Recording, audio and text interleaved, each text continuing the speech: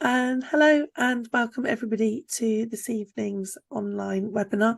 I'm absolutely delighted to welcome Maria Bloom from IPSEA to this session. Just to let you know, the session is being recorded and will be put onto the Down Syndrome Association website. As I said, I'm absolutely delighted to welcome Maria and Gillian to the session this evening. We are looking at rights and your rights to an inclusive education for your child. So this evening we have two presenters, Gillian Bird from the Down Syndrome Association and Maria Bloom from IPSEA. I'm going to ask each of them to introduce themselves in turn. Just quickly to introduce myself, my name's Sharon, and I am working at the moment for the Down Syndrome Association as an education advisor on an education project. And I know Jill's going to be talking a little bit about some of that work in her presentation. So Jill, could you introduce yourself and then pass over to Maria? Thank you. Yes, I'm Gillian Bird. I'm Services Director for the Down Syndrome Association. And I have quite a history in working in inclusive education and was lucky enough to be starting my career when significant changes happened and worked to ensure and see children successfully included, first locally and really all over the country and the countries. So that's enough from me. I'll hand over to Maria. Thanks. Thanks, Julian. So I'm Maria. I've worked for IPSEA now for 17 years. I've had a number of different roles actually within IPSEA, but the main one has been as part of IPSEA's legal team. And in that role, I helped train and supervise and monitor the volunteers that provide our helpline services. So by doing that, myself and my colleagues in the legal team, we hear about the queries that are coming up regularly from parents across England. And also a big part of my role is delivering training to parents and carers and professionals around the SEN legal framework. So if anybody doesn't know, IPSEA is a charity providing free legally based advice and information around the legal framework connected with special educational needs. And so that's what I do. That's me. Lovely, thank you. So how we're going to run the session this evening is we're going to have a short presentation from Jill, who is going to talk to you about the resources that are available from the Down Syndrome Association, and also to talk about some of the queries and some of the questions that regularly come into the DSA as well. And then that will be followed by a presentation by Maria. We did say that anybody who was coming to this evening's session could submit questions in advance. We only received actually one question. We thought we would be inundated and we only had one question. And Maria has actually incorporated the answer to that question throughout all of the slides that she's actually presenting. But if the person who has submitted that is here this evening and we get to the end of Maria's presentation and she hasn't answered your question, feel free to use the Q&A and just put some more detail in there. So after the two presentations, there will be time for a general Q&A and discussion, and we ask that you would use the Q&A boxes to do that and to submit your questions. So I'm going to mute and hand over to Jill. Thanks, Jill. Thank you.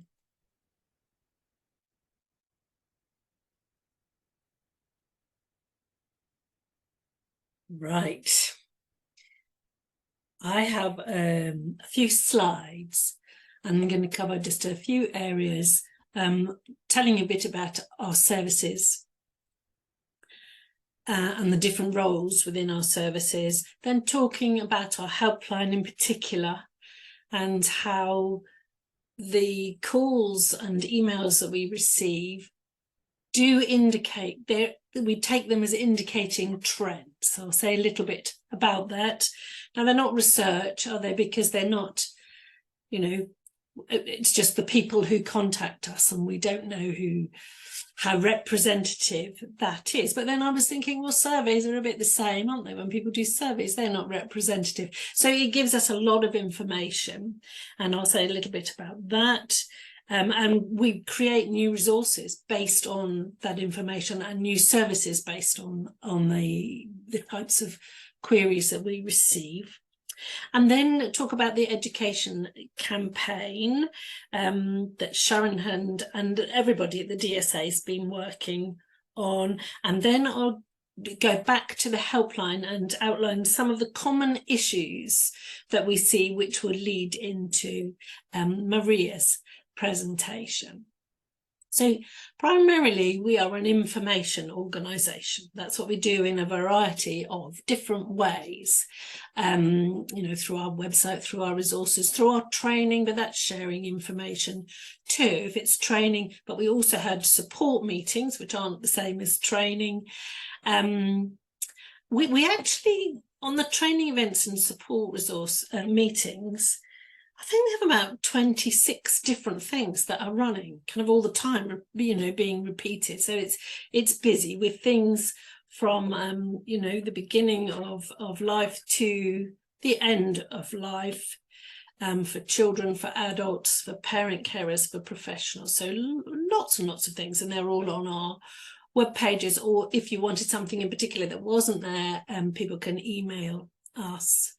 We have so many information resources on our website, and they're not always easy to find. So often when people contact us, it is to send them the information or guide them to the, you know, the right place for information, whether that's videos or written information or yeah, whatever it is. Okay, and I just put in last financial year's numbers were 394 different training and support and engagements events for more than 7,000 people, and all of our services are a mixture of parents, family members, carers and practitioners, and any members of the public too. I should say a little bit more about the team who do all of this. I think there are 13 of us working every day, plus some extra people who are part-time, with 6 people who work on the helpline, which is open all day, 5 days a week. And in fact, if an emergency call came in, it would be forwarded to myself or to Carol, the chief executive, over the weekend or, you know, bank holidays. So it's operational all of the time. And many of the information officers do everything. It's shared roles, but there are some specialists, and one you may, if your parents you may know of, is Helen, who's the welfare benefits specialist, who is very, very busy all of the time, and as a single category has probably the largest number of queries as one single category. I'll show you a bit more about that. We also have Kate, who's a physio by background, and she is answering queries and supporting everyone, and also providing training, because we all do training and information on activity, healthy activity and well-being, and that's through the DS Active, DS Engage programme. But she also joins in with everything else, and we also have specialist advisors who don't work all of the time, but several days a week usually for each of them, and that's highly specialist speech and language therapist Gwen, and also highly specialist adult social care advisor, and also a wellbeing practitioner and learning disability nurse who runs many of our wellbeing sessions and services and support meetings. And I've missed off Sharon, who's an education advisor. We also can refer on to DSMIG, the Down Syndrome Medical Interest Group of UK and Ireland, with health queries. And if it's not one for them, we will find somebody anywhere around the world to get people advice. So some things we answer ourselves. Some things we will connect you, or we'll go and on your behalf to find answers, and then some things we signpost to. And actually legal advice is one of the areas where we signpost on, but we also will, you know, we'll provide advice and support and listen and help where we can, and we might quote bits of things and guide people to send advocacy or other sources. Okay, that's probably enough of that. I'll move on. This shows you, these aren't the separate categories. Within each of these, apart from welfare benefits, there'll be many more subcategories. So welfare benefits is one, but, you know, health would divide out into different physical and mental, and then into different things. They all divide out into different things. And of course, a large, you know, there are lots of adults and there are lots of children. So that's a little summary of that, and a massive other, where we have a huge range of other categories. And this is education queries, which would be one part of that child development and education section, would be education queries. And this is just to give you an idea of all of the different categories we can tick off. And of course, many queries will have lots of those categories within this. It's just really to show there are lots of them, that we could probably change them and improve them, except that it's quite nice having the same categories because you can compare back over the years. All of helpline queries are anonymous. Everything we record is anonymous, by the way. It is a confidential anonymous service. And out of interest this afternoon, I've put together the percentage of some of those categories for 21-22, which might be a bit off because we were still COVID, you know, things weren't back to normal then. But also the percentages for 22, financial year 22 to 23. And then I had a look at what's been happening since the 1st of April this year. So that's a 7-month period. But if you were looking here, if this number here doubled, if I doubled the number we're seeing here, and it was roughly like one of these other figures here for the previous years, then it's probably about right. It's not looking very different. And you can see that at this point in the year, some of the categories that I've marked with an asterisk are looking what I would think of as significantly different, having done these types of analysis and statistics with this recording method that we have over the years. Now, it may be that as the year goes on, it'll balance out because we have just had September, October, and there's lots going on with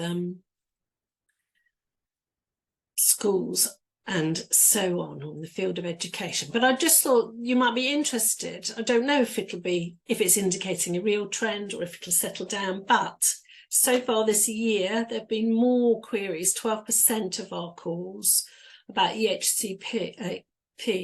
So that's already more of a percentage of our total calls. And we are talking about big numbers here because we have 10,000 or more than 10,000 calls covering everything. So it's quite big numbers. And usually they don't change that much every year, either as a percentage or an actual number. The others, the next three are roughly where you might expect them to be. Change of school is already more than, let's say, an annual of 7%. It's already more than that from April to October. Change of school covers every type of change of school. So it might be people transitioning, it might be, mostly it's people leaving one setting to go to another one, and often that is to go to specialised settings, but not always, and it might cover home education a bit as well. FE already, a lot more as a percentage than the whole of the previous years, and all of these are up too. And now our helpline has been going up, but I'm not going to make a big thing of those, but just to say, that's what we do. We do have large amounts of information that's anonymised. I popped down at the bottom, although the tribunal figure as a percentage is low. We do, of course, have speech and language therapists who gives assessments, many of which do go to tribunals. So she's working away doing that every week all year. Happy to answer any questions about that if you have any. Now I'm going to say a little bit about the education campaign, and many of you probably registered for that and are seeing some of the resources that are going up on the website and being shared on our social media pages. Some of the resources were already there, but many resources are new, they're fresh, and we have huge thanks to Sharon for leading on this and writing many herself, and create really interesting, refreshing resources. And all of those that are linked with the campaign are through that link to the education project, and many of them are also under children's, family and education, so probably many are in 2 places. And I've listed some of the topics, and I've just put in brackets the number of resources, most of them new, that have been created.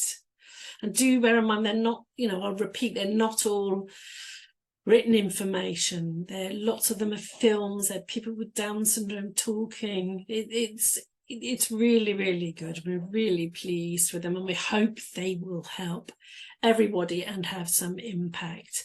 The back to school set that happened in September there are 30 resources.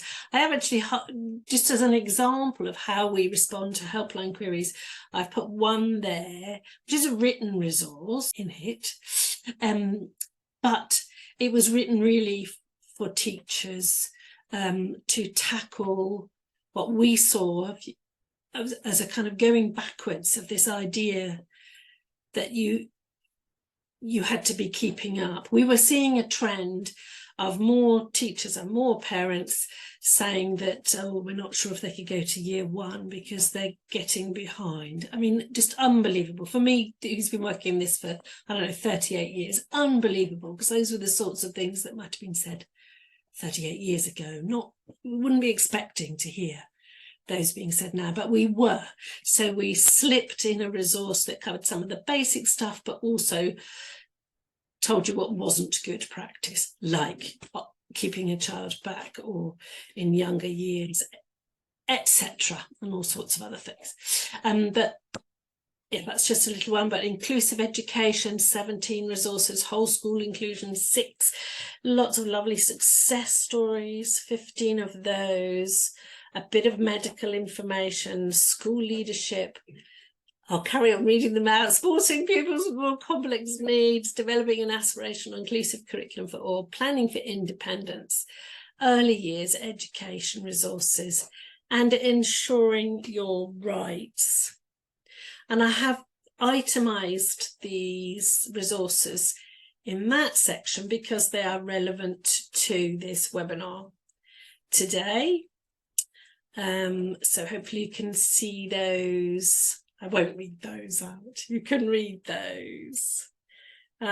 We do have in that section, and a big thank you to Maria, a presentation that she gave a year ago. So that recording is there. We do have information for pupils in Wales and pupils in Northern Ireland. And we have a nice poster produced by Emma Foley, a researcher from the University of South Wales, about the lived experiences of parents, carers of children with learning disabilities.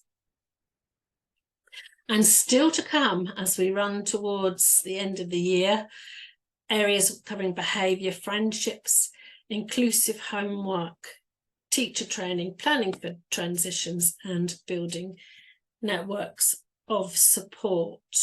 And we will be carrying on with the education project next year.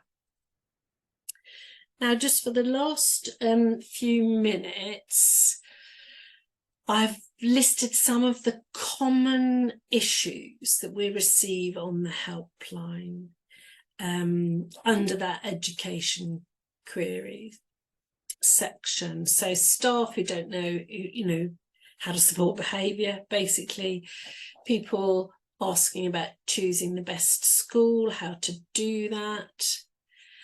This is to remind you that it's not just parent carers, it's professionals. So we do have teachers and assistants and heads and Senkos contacting us, and sometimes they may be in a difficult situation themselves. So, what do I do if I think a pupil at my setting is not getting the correct support? And as these have been picked out, they're not just one query. This is where there are common queries. Pupils being asked to stay at home if there's a staff shortage, parents having schools saying they're not willing to have them. They can't meet the needs, they don't want them. People wanting to build awareness of Down syndrome at school, and we have some good resources for that. How to teach relationships and sex education, how to help with transitions from year to year, school to school, and literacy and numeracy or other teaching advice too, and of course speech, language and communication advice, and home education. Now I've listed those as general common issues across school settings and across different ages. These are some common mainstream issues. This, thinking somebody should move because they lack skills or they're not keeping up. Remaining in a younger age class, unbelievable, as I said. Not differentiating, being taught outside of class, general just requests for including people, how to do this across the age ranges and different settings. So that's great.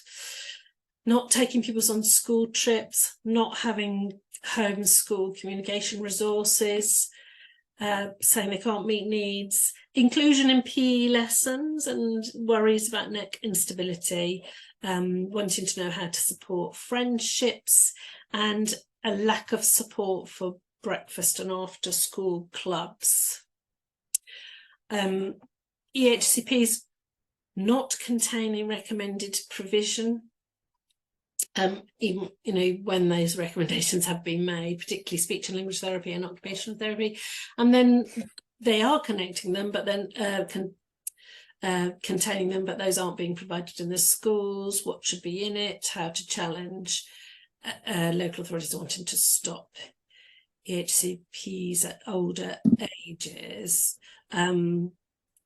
And this, lots of these will be referring on to IPSEA or some other organisations. Transport. Now, for us, we have some about getting that transport, and there've been lots this year and paying for the transport, but also quite a lot where children don't want to go on the transport, or the journeys are too long. And then just a couple here of common issues in specialist settings, which is behaviour, copying behaviour, and not progressing. And FE, again, refusing pupils' choice of FE, and some on behaviour where colleges have refused placement. So that's just a bit of a taster. I'm going to stop sharing now and hand over to Maria. Thank you. Thanks for all that information, Jill. I definitely will be covering some of those common issues in my presentation today. But obviously, in light of the title of this session, I'm going to be focusing in particular on aspects of the legal framework which are particularly relevant to ensuring an inclusive education. I'm not limiting it to that completely, but that's going to that's how I've chosen to put the majority of the emphasis. So what I'm going to be talking about will be, I'll be explaining how to use the legal framework to secure and enforce special educational provision that your child requires.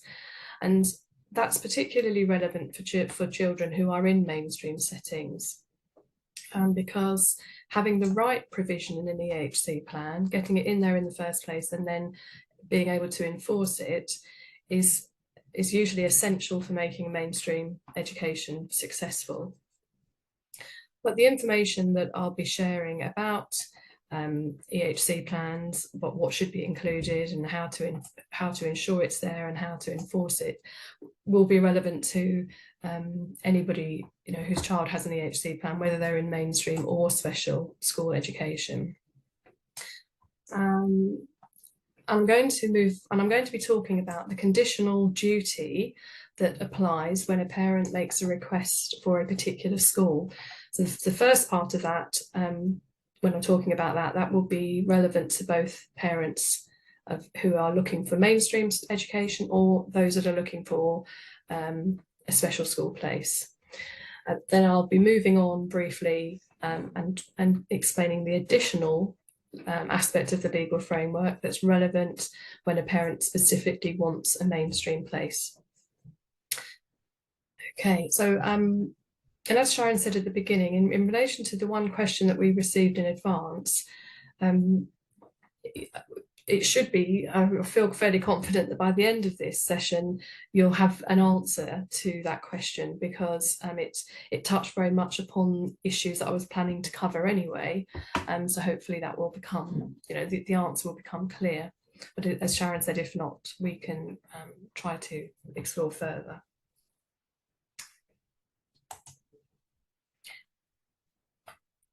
So just briefly before I start, I just wanted to make sure people were clear about what I'm actually referring to when I say that a local authority has a legal duty to do something, or a school has a legal duty.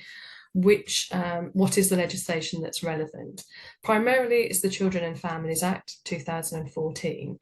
That's the piece of legislation which sets out local authorities' duties in relation to identifying, assessing and making provision for children and young people with special educational needs.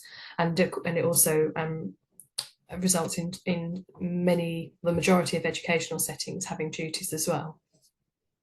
We also have the Equality Act 2010. That's relevant in relation to disability discrimination, or schools' duty not to discriminate against someone who's disabled. And I'll be mentioning that as well in this session. I may not talk about the regulations today, unusually, but it is a very short session. But just in case I do happen to mention them, if I mention a regulation, it is going to be from the SEND regulations, the SEND Disability Regulations 2014, which provide all the nitty-gritty detail in terms of things like timescales, which local authorities have to comply with. I am going to be mentioning a few pieces of case law in this session, and the type of case law that I'll be referring to, that I think they're all upper tribunal decisions, with the exception of one, which is the Court of Appeal case. And so this is what I mean by case law is when higher level courts make a decision. They look at a decision where there's been an error of law in the making of that decision. So, for example, if a parent goes to the tribunal and it appears that the tribunal applied the wrong legal test, permission might be granted to appeal that decision to the upper tribunal. And those upper tribunal decisions set a precedent, and they provide guidance on how the law should be interpreted. That's why we use them and we refer to them. And there's a link there to something called the Noddy Guide, which is prepared by Matrix Landmark Chambers, who it's a guide to all of the case law that relates to special educational needs, and it's very handy because it just gives you a very short summary of the significant part of the case, which I would suggest you look at if you're interested in finding out a bit more about case law. And then last of all, you might be a bit surprised to see it at the bottom, it's the SEND Code of Practice. The reason it's at the bottom of this slide is because the sources of law here are in order of hierarchy, and statute obviously always takes precedence. Statutory guidance, the SEND Code of Practice, it is very important, and it must be followed by schools and local authorities unless they have a very good reason not to. So it's certainly very important, but it comes at the bottom because it has less weight than statutory, than the primary legislation does. Okay. Very quickly, I'm literally only going to take a couple of seconds. Some of you will have heard about the SEND and Alternative Provision Improvement Plan. And I just wanted to flag the fact that the law hasn't changed. There have been no changes to the law. And even though there will be local authorities are now taking part, certain local authorities are taking part in sort of acting as pathfinders in a way for some of the proposed changes. Even if your local authority is one of those, the law hasn't changed. Your local authority will still have to apply and comply with the Children and Families Act and the associated regulations. So I won't go into that anymore, but it's important to make that point. One thing actually I just want to say as well, which I should have said when I had the slide of legislation up, which is that everything I'm talking about today only applies in England. I just thought I should make that point clear. This is IPSEA's information and resources only cover England. And that's because the law, obviously in England, is now different to that in England, different to that in Wales and Scotland and Northern Ireland. So just to make that point clear in case anybody here is from a different local authority. So now I don't suppose this slide is going to be relevant to that many people here, but just for completeness, I wanted to include a little bit of information about the admission of children with special educational needs who don't have EHC plans. It's possible that some of you may have young children who don't yet have an EHC plan, so this could be relevant. So in terms of how the law supports inclusive education, first of all, we have the Equality Act, which makes it unlawful to discriminate against a potential pupil in relation to admissions. So that's very straightforward. A school all schools will have duties under the Equality Act, and therefore they mustn't discriminate and treat an application from a pupil who has a disability differently to any other application. Then have a couple of paragraphs from the SEND Code of Practice which are relevant. The code talks about the importance of inclusive practice, and it explains how the duties under the Children and Families Act and the Equality Act overlap. And it's emphasising in those paragraphs the importance of really just reiterating what I said about the Equality Act, that schools have to consider applications for children who have special educational needs but who don't have a plan on the basis of the normal admissions criteria. They mustn't refuse to admit a pupil with special educational needs who doesn't have a plan, because they don't feel that they can cater for their needs. Or simply because they don't have an EHC plan. And there was, I noticed something else that was, I think, quite probably relevant for quite a lot of people. The School Admissions Code also mentions the fact that admissions authorities mustn't refuse to admit a child who they think is going to be disruptive or may exhibit challenging behaviour because that child hasn't yet been assessed, hasn't had their special educational needs assessed. That would, again, be contrary to the admissions code. So that, as I say, for completeness, I've just included that information, but I suspect the majority of you here today probably have children who have EHC plans, and the situation in relation to having a place or being granted a place in a particular school, of course, is different if your child has an EHC plan. Okay. Just before we move on and look at a bit more about the Children and Families Act, the Equality Act, which we've just looked at, and we've just learned that the Equality Act stops schools from discriminating in terms of admissions, but it can also support an inclusive education in a number of other ways. So the Equality Act describes a variety of different types of discrimination that you can see on the slide there. Obviously, in the short amount of time I have today, it would be completely unrealistic to try to go into the Equality Act in any detail. So I've just decided to focus on a couple of types of disability discrimination that might be relevant and which, which would result in difficulty in terms of having an inclusive education. So the couple of areas that one of the two areas that I'm going to focus on briefly are exclusions. So if a disabled pupil is excluded from school, whether that's a fixed term, temporary exclusion, or a permanent exclusion or expulsion, as they're referred to in the new guidance, if that exclusion is because of behaviour that's connected to that child's disability, then it could be discrimination arising from disability, which is one of the types of discrimination identified under the Equality Act. Now it may be that the school would be able to justify the exclusion and say that it was proportionate, in other words, it was a reasonable response and that they had a legitimate aim in mind. Legitimate aims are things like ensuring health and safety or standards.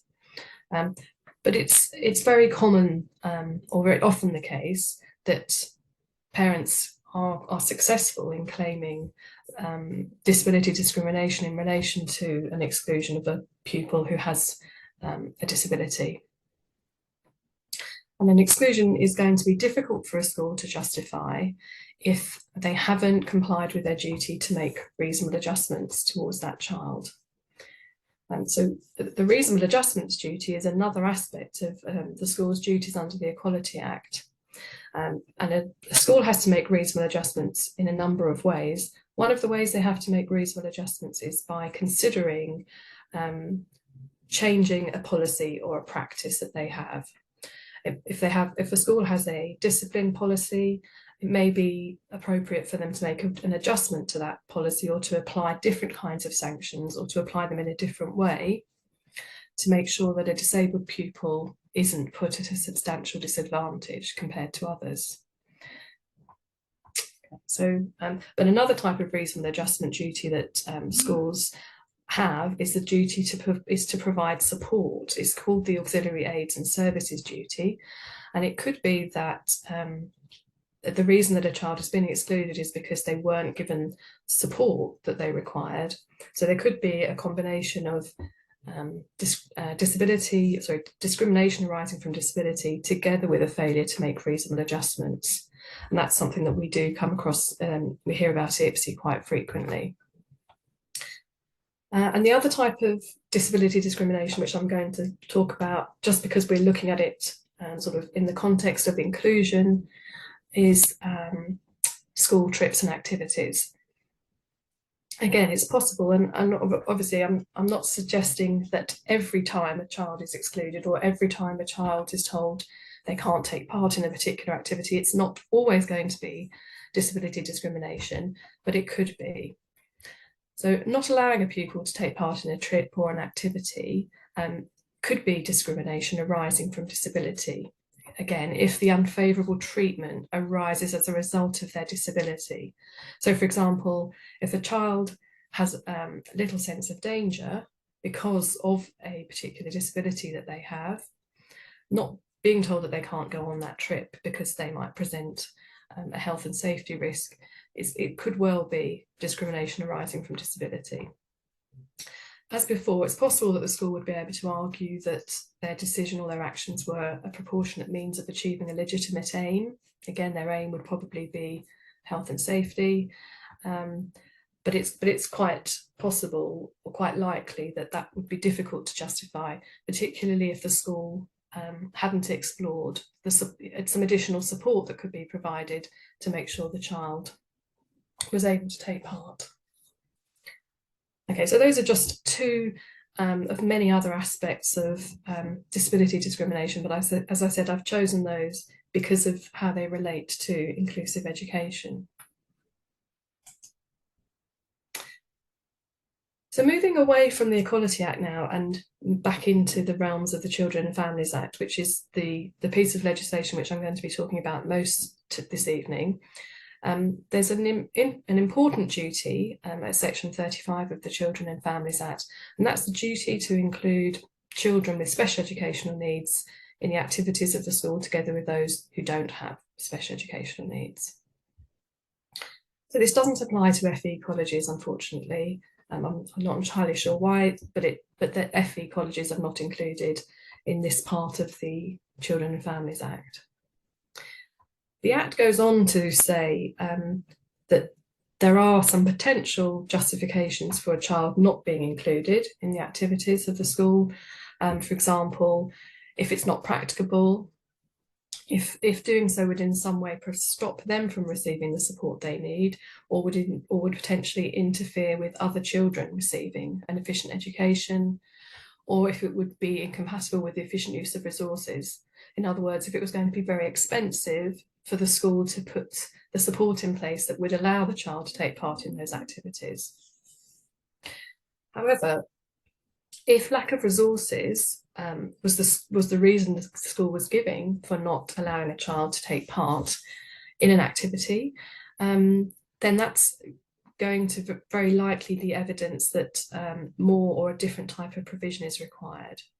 So, for example, if a child didn't already have an EHC plan, it would be likely to be an indication that they needed an EHC plan. And if they do already have a plan, but the school, for whatever reason, doesn't have the resources to allow that child to take part in activities, then it's likely to mean that changes to that EHC plan will be necessary so that it includes the right level of support that the child needs.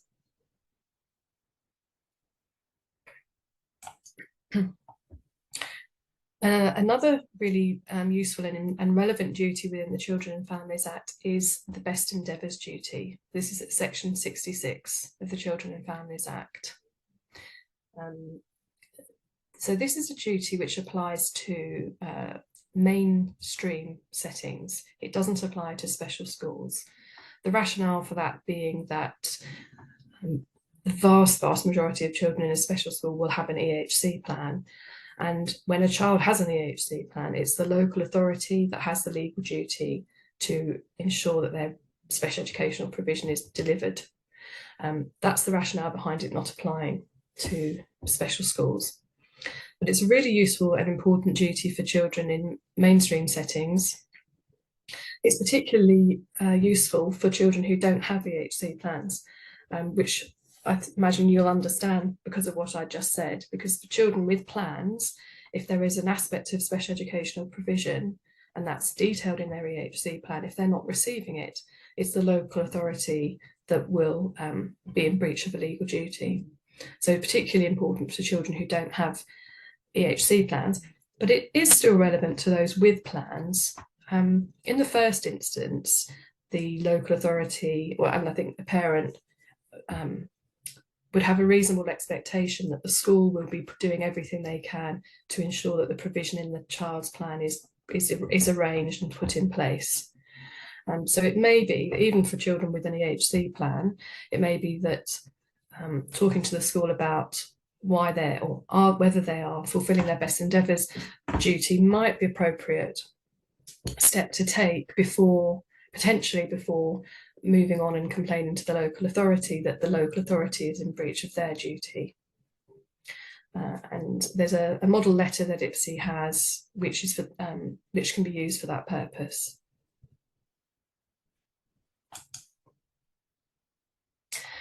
I just included this slide again. It's one of those, it covers some very niche and unusual circumstances, but just in case it applied to anybody, I just wanted to briefly explain that there are a few limited circumstances in which children with special educational needs who don't have plans can be educated in special schools.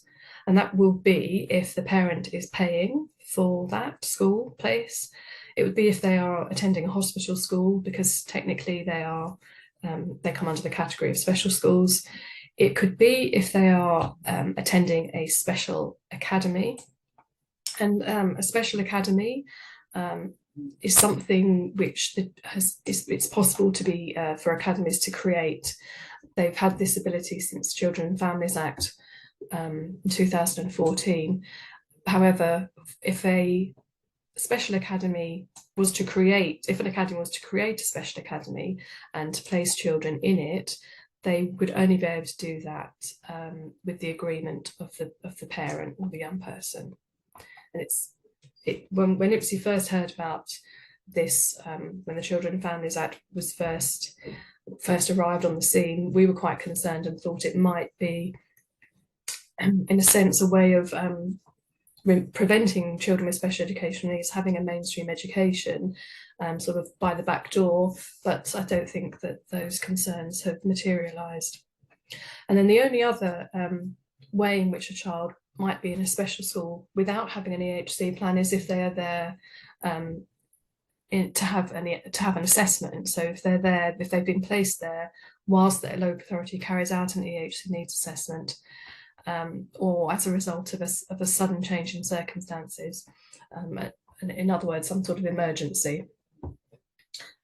Okay, so again, just wanted to include that just in case that did apply to anybody that's listening today. Okay, so what I'm going to talk about now for the next few minutes is the conditional right for parents to have a particular school named in their child's EHC plan. Now the information here applies to children, it applies to requests for both mainstream and special schools. So this isn't just about how to ensure an inclusive or mainstream education. It's relevant to, as I say, to requests for all of the kinds of settings which you can see on that slide there. Maintained nurseries and schools, academies, FE institutions, non-maintained special schools, and Section 41 approved schools. Section 41 approved schools are independent special schools which have opted in.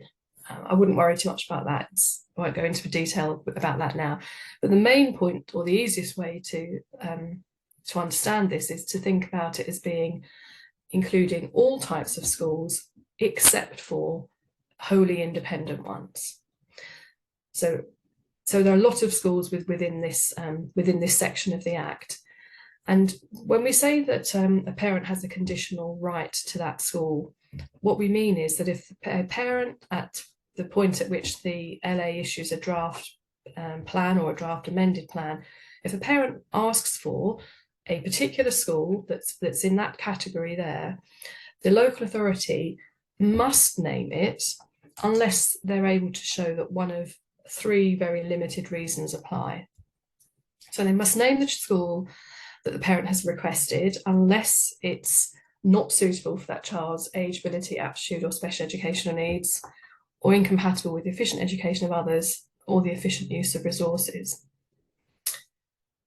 Now, we're going to come on to, on the next slide, something that's important to understand about the relevance of suitability. So, but I'll just very briefly make the point that although a local authority could refuse one particular mainstream school for a child, they might say that particular mainstream school is not suitable.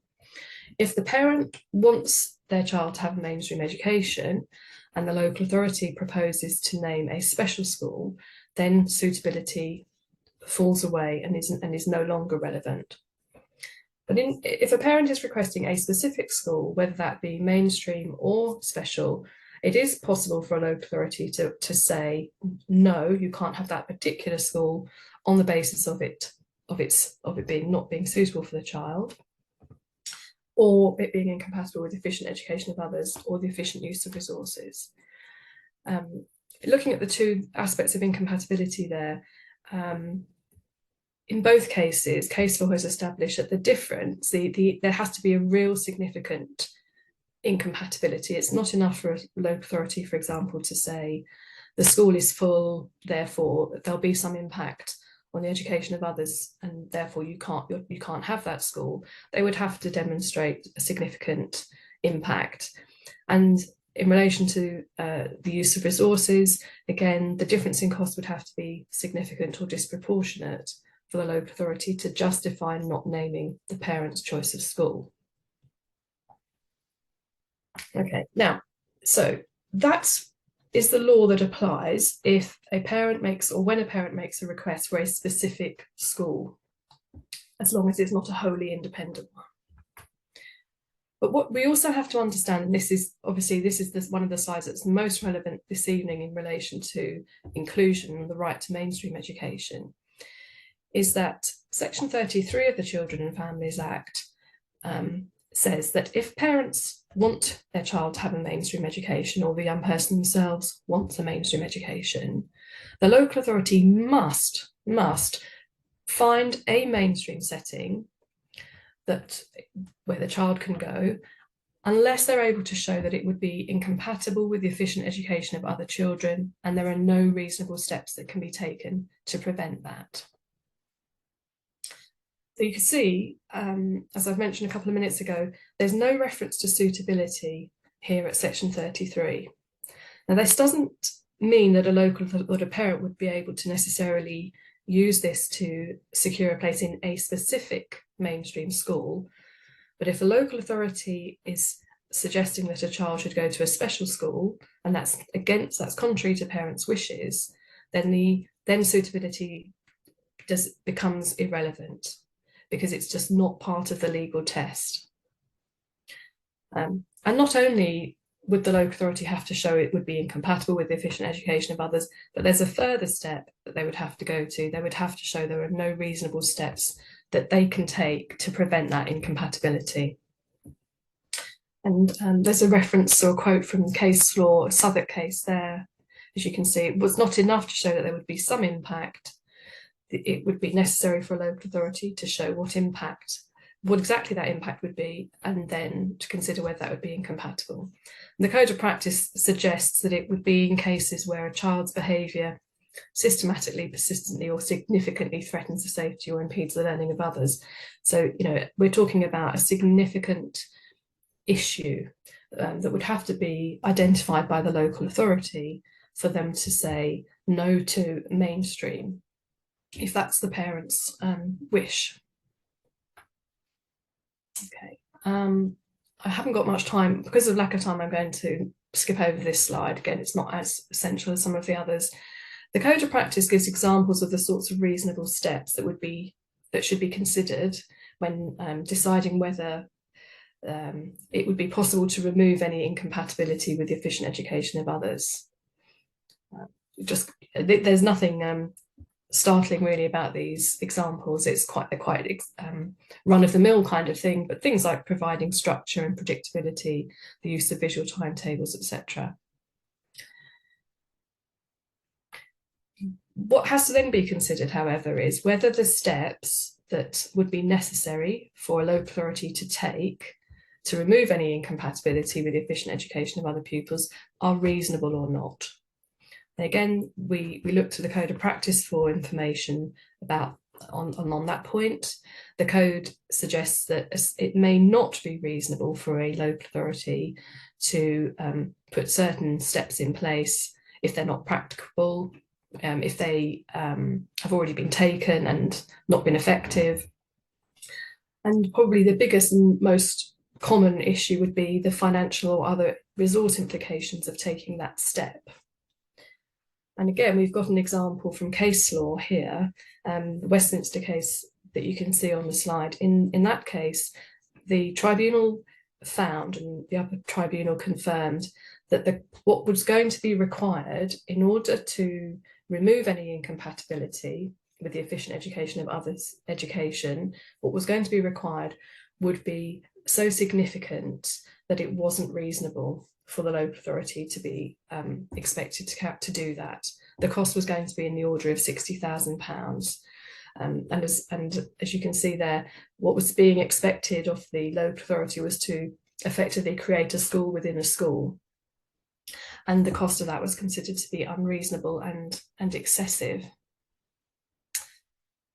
And a couple of upper tribunal cases which have confirmed the fact that suitability is not relevant if a parent wants their child to have a mainstream education. The Berry case from 2010, again, just sort of reinforcing the fact that if a parent wants their child to have a mainstream education, a local authority cannot say no because they don't consider mainstream to be suitable for that child. If they consider the child's needs, their learning difficulties, for example, to be very significant, that would not prevent them from, or that would not justify them not finding a mainstream setting for that child. It would only be if that child's attendance was incompatible with the efficient education of others and couldn't be removed by the taking of reasonable steps, that could be justified. I think I'm going to skip this slide again just because of time, because what I do want to fit in, and I've only got another couple of slides, is this really, really important message, which is about the importance of getting a good section B and F of an EHC plan. So hopefully I've successfully explained that a local authority could only refuse mainstream education for a child if that child's attendance might be incompatible with the efficient education of others, and there are no reasonable steps that they can take to remove that. Now, a local authority potentially could say the cost of making provision to prevent incompatibility with the efficient education of others is unreasonable. But if the support that's required to prevent that kind of incompatibility is already in the plan, then that problem shouldn't arise. So the way to prevent a situation like this arising is by making sure the EHC plan contains sufficient special educational provision in section F. So, I've got references to the code of practice here about the importance of the provision being specified, quantified, and how it can be appropriate to specify individual hours of support. We always have to work back or start rather with section B. Section F has to have provision to correspond to all of the difficulties that are in section B. So it's important to make sure that section B of the EHC plan describes all of the learning difficulties and disabilities that the child has. And if we were looking at this in the context of making a case for a child to be in a mainstream setting, that might be, for example, it would be a question of looking at or considering what aspects of the child's disability might make a mainstream setting challenging, making sure that that's described in section B, and then making sure section F contains the provision that corresponds to that, or that if you like, solves that. A very quick reference here to something in the code which is relevant. If parents are told we don't have to include your independent speech and language therapist report, for example, the code clearly says that there should be clarity as to how advice and information has informed the provision in an EHC plan, and if the local authority departs from that advice, they should say so and give reasons for it. And I think that's a really useful thing to refer to. In other words, if you've given the local authority any expert reports as part of the EHC need assessment process, it's for the local authority to explain why they're not including them in your child's EHC plan. And there's a couple of links there to useful pages on IPSEA's website. And then very near the end, this is about the enforcement of EHC plans. The local authority has an absolute duty to secure the provision in the plan, and there was a Court of Appeal case a couple of years ago, which is on the slide there, which just confirms this, that there is a mandatory duty on the local authority to secure the provision. There's no reasonable endeavours, so it wouldn't be sufficient for the local authority to say, well, we've tried our best, but we couldn't come up with, or we couldn't arrange that aspect of your child's special educational provision. If it's in their EHC plan, the local authority has an absolute duty to secure it, and it isn't the school's responsibility, which is, I think, an area of a common myth. If the school doesn't have the resources to put in place the provision in your child's plan, it's not their responsibility, it's the local authorities. Okay, and last of all, if you're concerned about your child's plan, and from what you've heard today, you're thinking it's not going to do the job I thought it would. There are various options. If the plan has only recently been issued, then we've got a model letter that you can use to respond to the draft plan.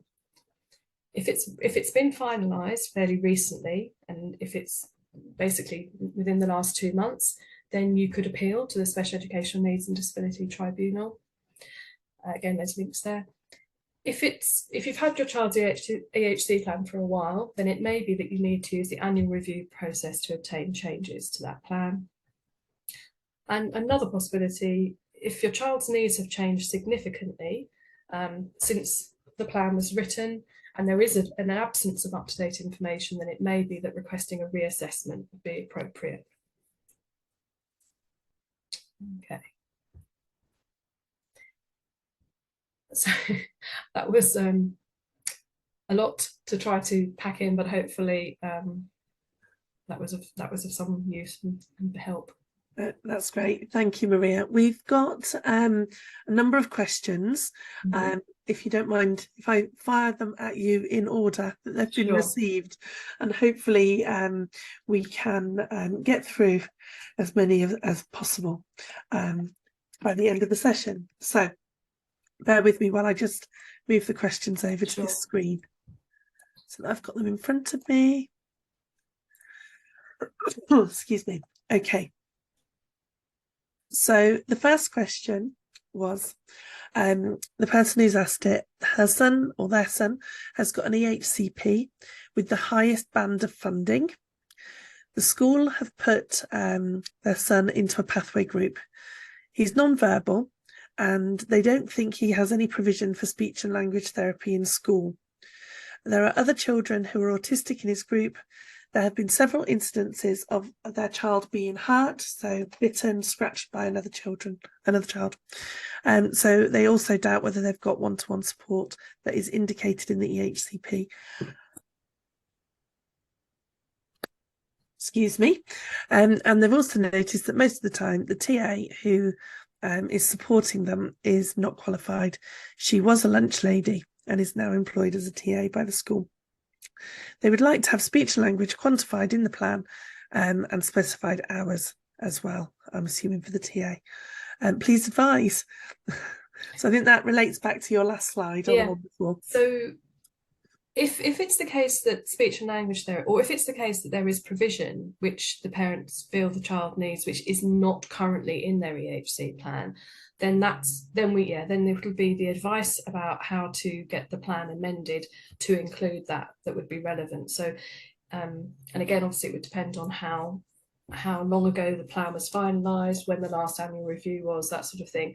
But the annual review is likely to be the best route to go down in order to get the plan amended.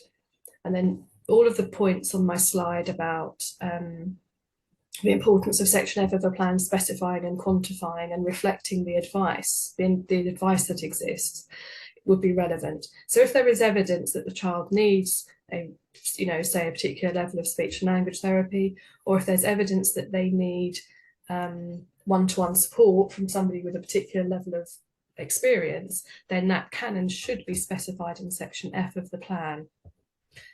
And then once it is, the parent will she will be within her rights to expect that that's delivered. Yeah, and sorry, I'm going to cough again. Excuse me. If it is in the EHCP and it's in Section F, and it's not being delivered, what's the mechanism or the route? Yeah, so that's then where we would then be advising that the parent, again, going back to a couple of my slides, there's the school's responsibility and then there's the local authority's responsibility. So the school has a responsibility under Section 66 of the Children and Families Act to use its best endeavours to ensure that the provision that's in the plan is being arranged. But ultimately, it is the local authority's responsibility to secure the provision in the plan, and IPSEA has a model letter that can be used to complain if the local authority is in breach of that duty. Lovely, and I've just put a link to that letter in the chat. Brilliant. So I'm going to say just to recap, it does, or to reiterate, it does specifically say in that section of the code, it's the bit that's, I think it's 9.69 onwards, where there's a table setting out what should be in each part of an EHC plan. It specifically says that if there is evidence to support it, staff qualifications or experience should be specified in the plan as well. So that can be useful to refer to. Thank you. So the next one is someone who's got an 8-year-old daughter who's had an annual review in July, but hasn't yet got the draft EHCP. The SEN officer has said they have a backlog and they're prioritising children that are moving schools. So that's part one of the question. And part two is regarding occupational therapy. She's been told by the school, it's a specialist school, that the only children who can get occupational therapy are those who are wheelchair users. And she's also asked about supporting her daughter to eat and drink independently and working towards that. So obviously getting some OT support for that, but there's no provision planned.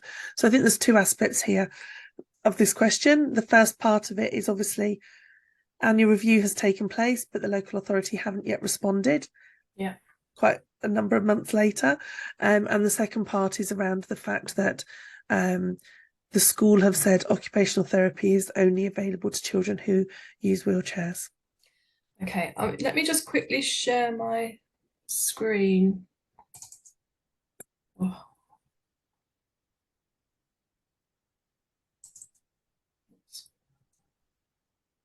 Is that showing the IPSEA letter? Yeah, it's showing model letter 8. Brilliant. Okay, so this would be what the parents should use. This is a model letter that can be used if the local authority has not completed the annual review in time. There was a court case last year that has clarified the legal timescales that local authorities have to comply with in terms of concluding annual reviews. There was some degree of confusion, I think, on the part of local authorities and other agencies, I think, before this. This case has confirmed that within 4 weeks of an annual review meeting taking place, the local authority has a legal duty to conclude the annual review. They have to do that within 4 weeks. If the local authority's decision is to amend the plan, at the same time as making the decision at the same time as informing the parent that their decision is to amend, the local authority has to notify the parent what those amendments are going to be, and then they have a further 8 weeks in which to issue the final amended plan. So in other words, 12 weeks in total from the annual review meeting taking place, or a maximum of 12 weeks. Within that time frame, the local authority has a legal duty to issue the final amended plan. And it's certainly there is no best endeavours duty, again, in the same way that I was saying before.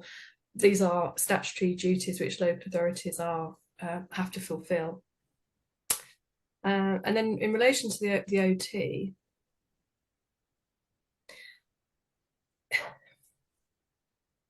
I mean, the difficulty will, well, first of all, if there is if this child already has a report from an occupational therapist which makes a recommendation for OT, then that has to be considered by the local authority and would have to be reflected in the child's EHC plan.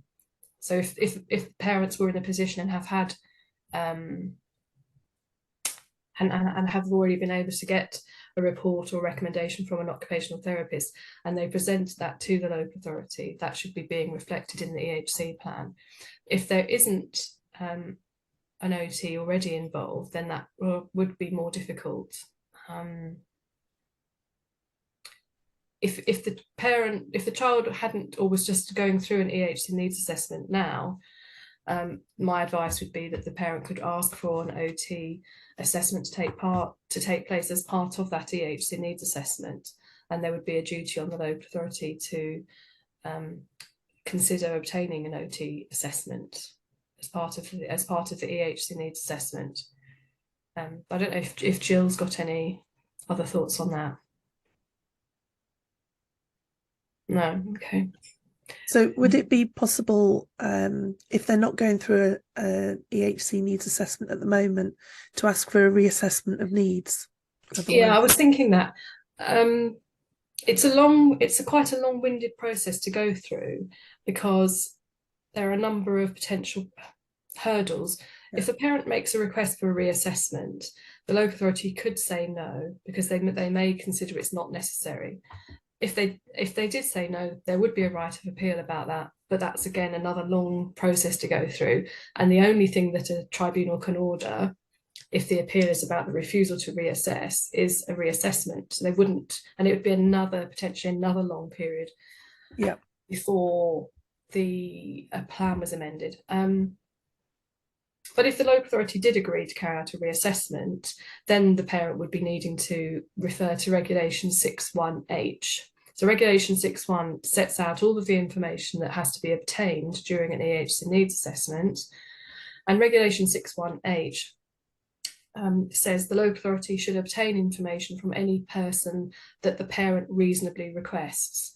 So if the parent can present some evidence to show that the child has, so far unidentified OT needs, that would be likely to mean that their request for an OT assessment was reasonable, and it would be difficult for the local authority to justify not obtaining that assessment as part of the reassessment. And again, we do have a model letter on IPSEA's website for that purpose as well, which can be found if you go to the model letters page on IPSEA's website. The only other thing I wondered, and I'm not a solicitor, before which is why I'm going to put this to Maria, is if the school have a blanket policy around the fact that OT is only for pupils who are in wheelchairs. Is there anything there around the Equalities Act or disability discrimination or best endeavours, or, in terms of them not meeting that child's needs? Yeah. Possibly. Yeah, it's possible. So I'm looking at the question now. It was definitely the school, was it? It says the school that said only the kids who use wheelchairs get OT.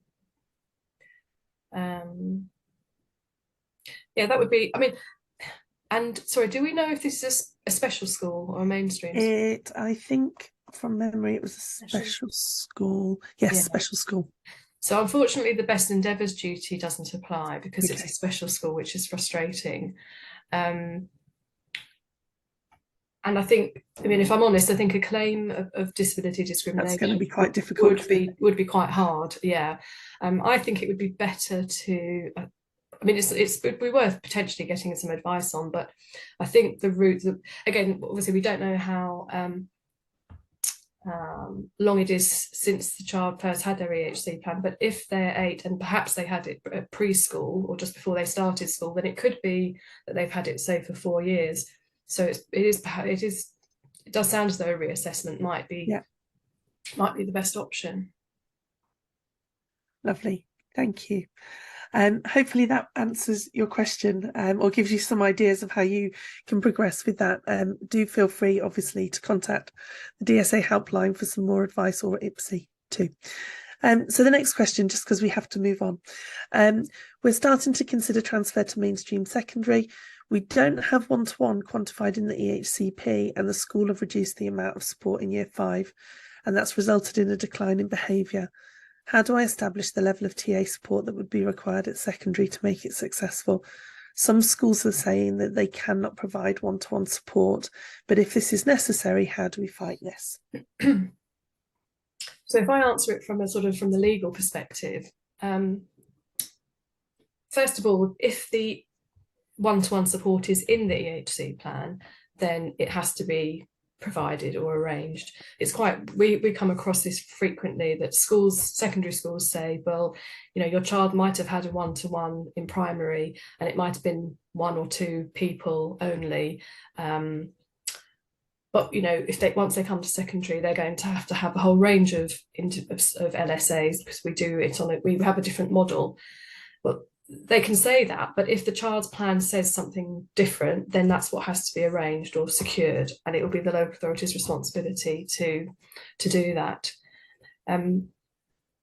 in terms of how to actually get that one-to-one within the EHC plan, in order to get any provision in an EHC plan, there does need to be professional evidence that supports the need for that. So it would be a question of trying to find some evidence that supports the requirement for one-to-one. And then at the point at which, because this parent says that they're beginning to consider transfer to secondary, if perhaps their child might have gone into, well, I imagine they're probably in year 5, because if they were in year 6, then they would be that process would be well underway by now. But if they're in year 5, so just to explain, for a child with an EHC plan, once they, in year 6, their last year of primary education, the local authority has a duty to issue the final amended plan naming the secondary school that they're going to go to by February the 15th. February the 15th of year 6. So the process of reviewing the EHC plan would be taking place in the autumn term. And then so it would be during that process that the parent would be wanting to present evidence for any amendments to the plan, obviously particularly to section F, so that plan then specifies that support that they consider their child will need. Thank you. So moving swiftly on, because we've got 9 minutes, we've still got something like 6 questions. In school-based transfers from primary mainstream to secondary special school, is it legal for the local authority to send consultation to a school with the draft amended EHCP that parents haven't seen yet? So during the process, they've got a draft EHCP that's not yet gone to the parents and had comments on it, but the local authority have sent it to a school to consult. Yeah, I don't think that, I'm just going to quickly bring up the Act and the regs. I don't think there would be anything to preclude that from happening. Let me just go to the section. So Section 39 of the Children and Families Act, that's the part that deals with consulting a school. And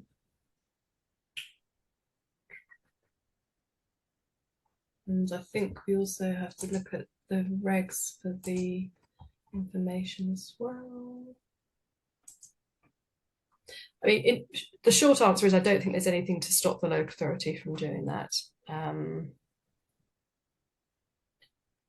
I mean, I suppose the fact that it's not a finalised, it's only a draft amended plan, and hopefully, prospective schools would be looking at that and should be aware that there's still a possibility that that plan will change, because a plan could change quite significantly from the draft form to the final, because at the point at which the draft amended plan is issued, obviously that's the point at which parents have a right to ask for a meeting and they can make representations about the contents of that plan. Yeah, so that's the short answer to that. Thank you. On one of your slides, you had 3 bullet points from the SEND Code of Practice, and we have a question saying, do they apply to independent and private schools? So I think it was, let me go back and find the slide. In your slide where you've said SEND Code of Practice, paragraphs 1.26 to 139, and you've basically said schools must consider applications for children who have SEN but do not have an EHC plan, must not refuse to admit a child who has SEN, must not refuse to admit a child on the grounds that they don't have it. So those specific points wouldn't apply, because they derive from the admissions code, which doesn't extend to independent schools. However, independent schools will still have duties. All schools have duties under the Equality Act. So the points in the slide about a school not being able to discriminate in relation to a potential pupil on the grounds of their disability, that would apply equally to an independent school. So sometimes, obviously, sometimes people ask, but what about selective schools? How does it work with, a selective school and duties under the Equality Act? Selection schools are allowed to have criteria, or they're allowed to apply that sort of selection criteria. However, they have to consider making reasonable adjustments. So, for example, if a pupil was dyslexic and they needed an exam paper in an adapted form, or they needed extra time, or they needed a scribe, that sort of thing.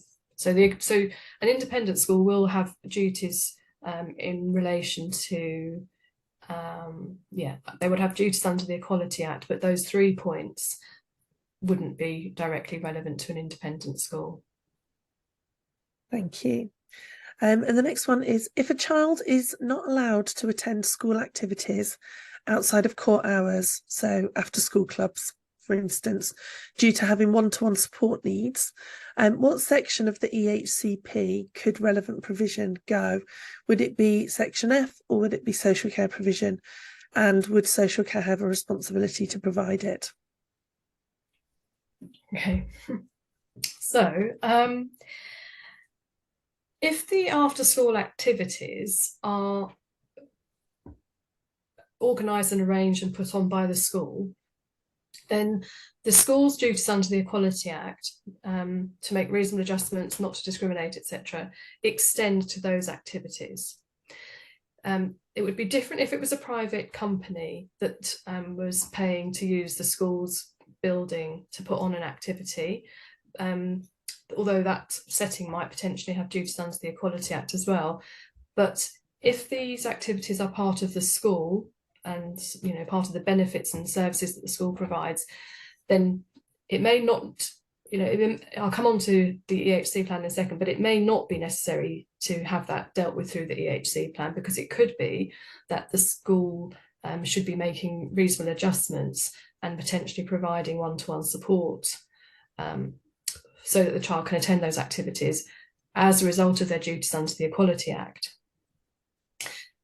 Moving on to the question of whether it should go into an EHC plan, I think it would be difficult to argue that it should be in section F, because section F is special educational provision. I mean, if the activities, it's not beyond the realms of possibility that the after-school activities could be considered to be an extension of the special educational provision that the child requires. But what the special educational provision included in an EHC plan is the special educational provision that's reasonably required. A local authority might argue we don't accept it's necessary for your child to have special educational provision beyond the normal school day, in which case it wouldn't be possible to get it included in section F. And it would therefore would sound more likely that it should be something that could be something that was arranged through social care, by social care. Depending on the age of the child, it might be something that that local authority would be required to fund under the Chronically Sick and Disabled Persons Act. I think this is likely to be somebody who's less than 18, isn't it? So it's a child, yeah. So it's likely to be, but the route to that would be via having a Children's Act assessment, a Section 17 assessment, social care assessment. So in order for it to be able to be put in the EHC plan as social care provision, the local authority would firstly have to carry out an assessment. They would then have to accept that the child has eligible needs, and they would have to consider and agree that funding the after-school activities was a service which they should have, which the LA has a duty to provide. So there would again be quite a few hurdles potentially to overcome to get that, but it is possible.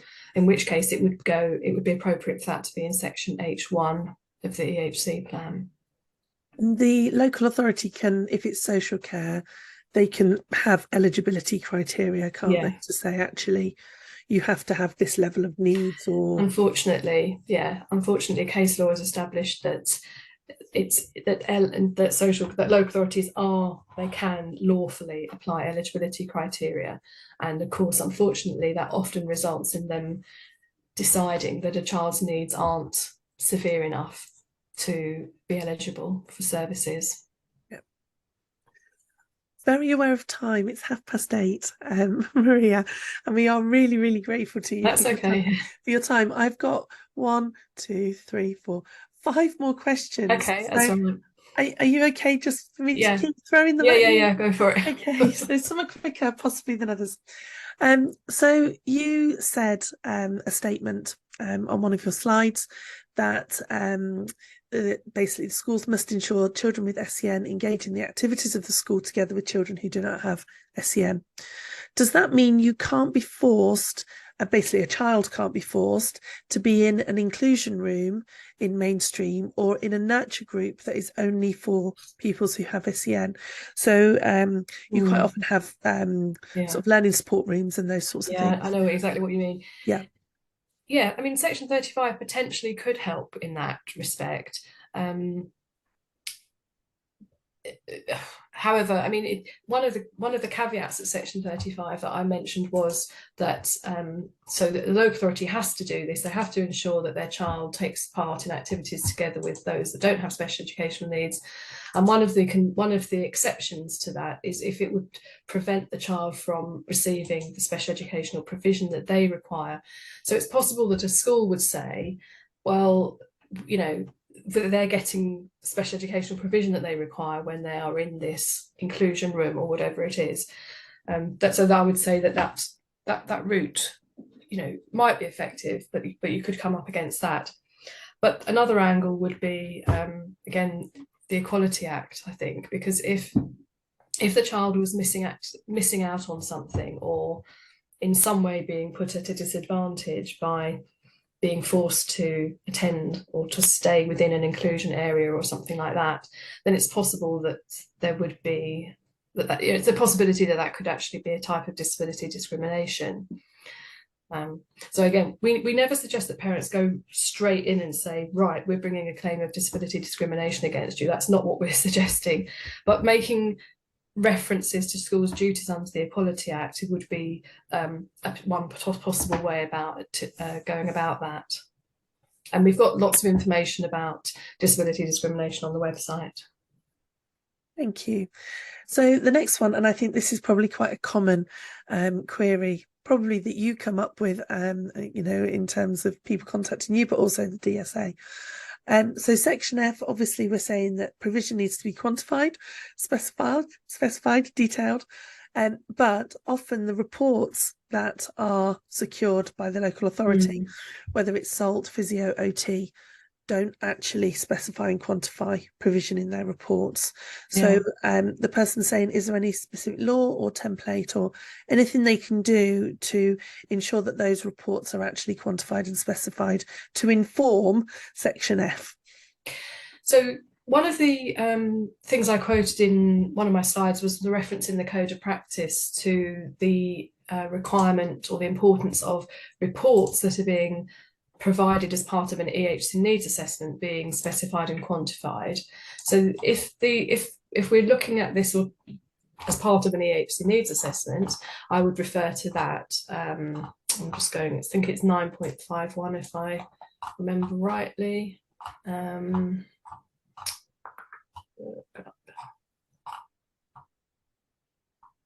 Evidence and advice submitted should be clear, accessible and specific. Professionals may comment on the amount of provision they consider a child requires, and local authorities shouldn't have blanket policies which prevent them from doing so. But we've also got a useful page on IPSEA's website. There's a section on so the section on EHC needs assessment on IPSEA's website has a couple of really useful links. So you go to EHC needs assessment, what happens in an EHC needs assessment? And we've got here, I'll just quickly share my screen, please. This one.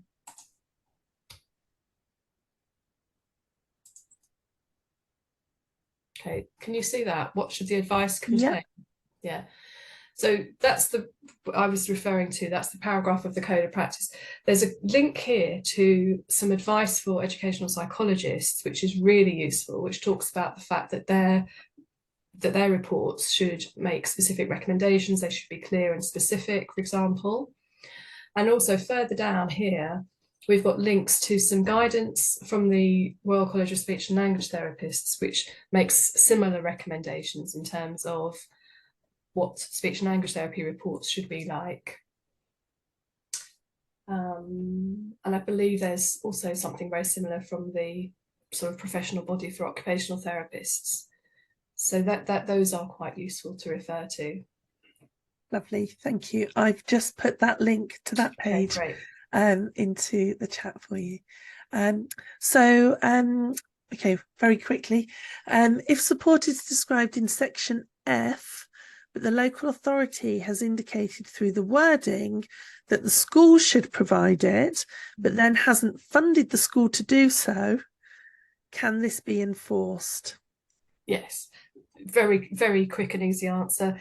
Even if the local authority puts some sort of wording in their EHC plan to suggest that some aspects of the provision are to be funded by the school, that's totally meaningless. It has no legal basis at all. Section 42 of the Children and Families Act will still apply.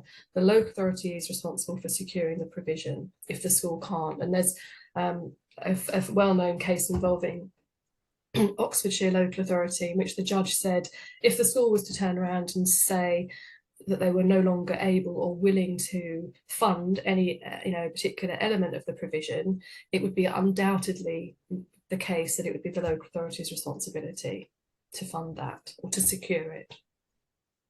Thank you. And then I've got one here. Started the EHCP process over 12 months ago. After having to go through the tribunal process to get an assessment done, we finally got the needs assessment and are now awaiting a draft. The draft was due on the 2nd of August, so 3 months late. I'm chasing regularly. I'm told it's in quality assurance, but their daughter is starting school in September next year. And they've been waiting so long, they're concerned that they're going to have to go through the normal mainstream school applications process. And how can they push the local authority to actually progress this, given that it's over the timescales? Well, this will be, this is another, we've got another perfect model letter, IPSEA model letter for this purpose. And what I would suggest that people do is, well, on our page where the model letters are, we explain that that if in addition to sending the IPSEA model letter, parents should also follow their own local authority's formal complaints process, which might be filling out an online form, for example. And what people can do is they can actually copy and paste sections of the model letter. They could edit and adapt the model letter and send it off to the Director of Children's Services and follow the other advice that we give on the website. But they could also copy and paste the various bits of the model letter into the when they're making their formal complaint using the LA's formal complaints process. The reason that it's important to do that is because the parent could escalate to the local government and social care ombudsman, but normally the ombudsman would expect the parent to have exhausted the local authority's complaints process. But the other option, the third option, these aren't like, you wouldn't do LGO and then this one, because of the length of time the ombudsman takes. Another option, which we talk about on the website, is considering seeking advice from a solicitor about the possibility of sending a letter before action. Because if a local authority, if the matter is urgent and there is a serious breach of statutory duty, which there is in this case, and the matter is urgent, it may be that that would be the right path to follow.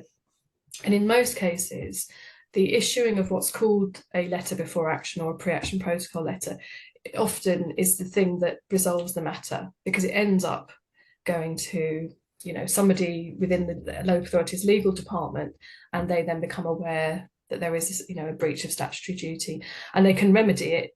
These things can often be remedied. The plan might not be great, but what that person needs is the final plan.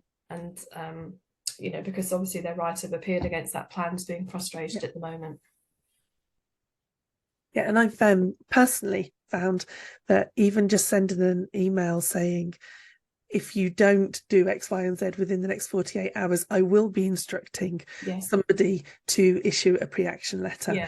And that actually often does the trick without actually having to appoint a solicitor to do so, because it shows that you are knowledgeable enough. And it shouldn't be that way. It shouldn't be that way. I mean, at the very least, the parent should be making sure they're referring to giving the legal references that are relevant, which they'll find from our model letter. Yeah. Brilliant, thank you. And then the last question that we have is a very short question, and I'm not 100% sure what it means. And if the person who's asked it in the chat wants to just tell us a little bit more, that would be helpful. But they've said, how can they move their child from an inclusive school to a maintained school? So I'm not quite sure, because obviously a maintained school could be an inclusive school. So I don't know if they mean from a mainstream school to a specialist school. So I'm not really sure, but maybe if you could just answer, if you wanting to move from one type of school to another, what sort of processes should you be following? Generally, the best way to do that is through the annual review process. The reason that that's normally the best option is because if a parent makes a request to the local authority at any other time, if a parent was to write to the local authority to say, please change the name of the school in my child's EHC plan from this to this, the local authority doesn't have to agree, but also they don't have to give a right of appeal if they say no at that point. So the only time that a parent would have a right of appeal to the SEND tribunal against that decision is if the decision was made as following the annual review. So definitely better for a parent to use the annual review process, and obviously depending on how urgent they feel the matter is. If their annual review is coming up soonish, they could start to use that time to gather the information in support of a change of placement. If the parent is requesting a school of the kind in the list at section 38(3) of the Children and Families Act. In other words, if the school that the parent wants is not an independent school, then there will be a conditional duty on the local authority to name the parent's choice of school, to agree to amend and name their school, subject to those 3 limited reasons that we mentioned earlier. And if the parent makes this request as part of an annual review, if the LA says no, then the parent has to be given a right of appeal. And we have got a letter that a parent could use to ask for the annual review to be brought forward, which is available, which parents can find on the website. Wonderful. Maria, thank you so much. I think that we've just thrown so much at you. Someone's just very quickly asked, and I'm hoping you don't mind me asking you this. Right. Yeah. And I think I know the answer to this. Is it mandatory for all professionals to attend an annual review? Unfortunately not. Sadly no, it's not. a real shame. It's a real shame. And it's not even mandatory for them to provide information. The regulations are strange on this. There is a requirement on the person organising the meeting it says that the person must obtain information from, there's a list of people. But there is no corresponding duty, unfortunately, in the regulations on those people from whom information is requested. There is a sort of overarching reciprocal cooperation duty, but unfortunately the short answer is that there isn't a requirement. Local authorities should ideally be prioritising things like phase transfer reviews or annual reviews where it looks as though placement might be not working out, but that's all. Thank you. And I'm going to draw the line there because we could go on until midnight probably. Absolutely. Well, maybe this time next week, we could still be here answering questions. So Maria, I would like to just extend thanks to you from the Down Syndrome Association and everybody who has attended. I can see lots of messages in the chat saying thank you and thank you for all of the, in terms of clarity and the breadth and depth of information that you have been able to give. So everybody is very, very grateful. And Gill, also, thank you too for setting up the session, but also giving that overview about the help that the Down Syndrome Association is also able to provide. So I would like to just say thank you to everyone for coming this evening. But in the meantime, if you have any questions, then please do contact the Down Syndrome Association helpline or, of course, IPSEA as well. So thank you very much. Have a good evening. Thank you. Thank you.